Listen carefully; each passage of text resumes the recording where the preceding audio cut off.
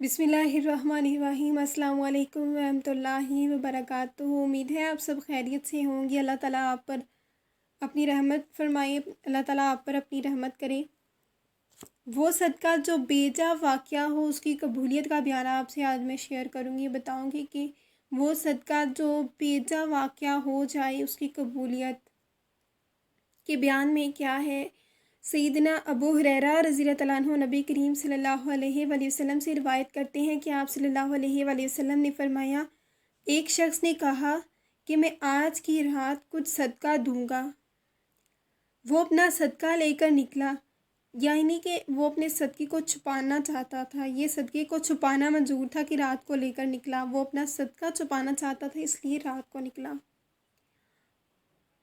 اور وہ اپنا صدقہ لے کر نکلا اور ایک زناکار عورت کے ہاتھ میں دے دیا۔ پھر صبح کو لوگ چرچا کرنے لگے کہ آج کی رات ایک شخص زناکار عورت کے ہاتھ صدقہ دے گیا۔ اس نے کہا کہ اے اللہ، سب خوبیاں تیرے لیے ہیں کہ میرا صدقہ زناکار کو جا پڑا۔ اس نے کہا کہ آج اور صدقہ دوں گا، پھر نکلا اور ایک غنی مالدار کو دے دیا، اور صبح کو لوگ چرچا کرنے لگے کہ آج کوئی مالدار کو صدقہ دے گیا۔ اس نے کہا کہ اے اللہ، سب خوبیاں تیرے لیے ہیں، میرا صدقہ مالدار کے ہاتھ جا پڑا۔ تیسرے دن پھر اس نے کہا کہ میں صدقہ دوں گا، اور وہ نکلا اور صدقہ ایک چور کے ہاتھ میں دے دیا۔ جب اس نے صدقہ ایک چور کے ہاتھ میں دے دیا، صبح کو لوگ چرچا کرنے لگے کہ آج کوئی چور کو صدقہ دے گیا۔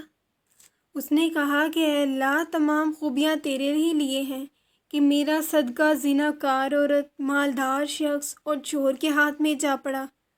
پھر اس کے پاس ایک شخص آیا، شاید وہ اللہ کی طرف سے تھا،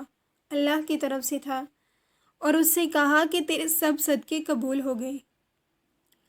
زناکار کا صدقہ اس لیے قبول ہوا کہ زناکار کا تو اس لیے کہ شاید وہ اس زنا سے باز رہی ہو، یعنی کہ وہ زنا پیٹ کے لیے زنا کرتی تھی، پھر وہ زنا کے لیے باز رہی ہو۔ تو غنی کا اس لیے قبول ہوا کہ شاید اسے شرم آئے اور عبرت ہو کہ اور لوگ صدقہ دیتے ہیں تو میں بھی دوں، اور وہ اللہ تعالیٰ کے دیے ہوئے مال میں سے خرچ کرے۔ مطلب یہ کہ جب وہ مالدار کو صدقہ دے گا تو مالدار کو شاید کہ شرم آ جائے، غیرت آ جائے کہ اللہ نے جو مجھے مال دیا ہے اس میں سے میں بھی خرچ کروں، اگر وہ نہ خرچ کرتا ہوا۔